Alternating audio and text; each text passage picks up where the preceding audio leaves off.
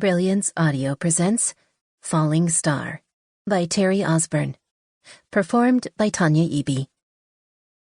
Chance Colburn looked about as comfortable as a lumberjack trapped at a royal tea party.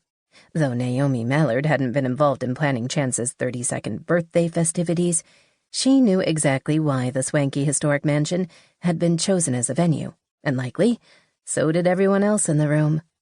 That was the thing about being famous. You were always in the spotlight, whether you wanted to be or not. Chance knew this fact better than most. As a publicist, Naomi rejected the old adage that there was no such thing as bad publicity. Whoever originated the cliché had clearly never worked in her field, especially not in Nashville.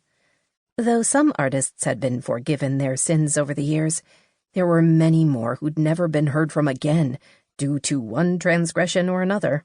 If Chance Colburn wasn't careful, he could end up the newest name on the banished and forgotten list, and take Naomi down with him. Her being in such a precarious position fell squarely on the broad shoulders of Clay Benedict. The label exec knew nothing of her history with the bad boy singer, but he did know that signing Chance had been a risk a brand new record label should not have taken. If I didn't know better, I'd think you were trying to hide. Speak of the devil. Naomi bit back a snarky reply. I'm not hiding. I'm observing. Observing from behind a plastic ficus? Clay asked, humor in his tone.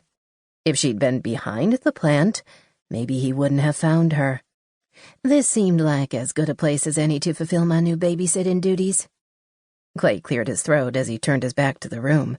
Your duty is to make sure shooting stars artists are portrayed in a positive light. When we discussed signing Chance Colburn, you assured me you would continue in that role.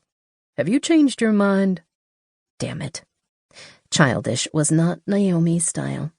After 7 years, she should have moved beyond Chance's betrayal, and she'd believed she had, until Clay brought him up in a staff meeting the previous fall.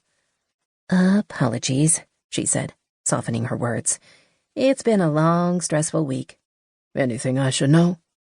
The sigh escaped before she could stop it. Just family stuff. Naomi swirled the wine in her glass, wishing it was a gin and tonic.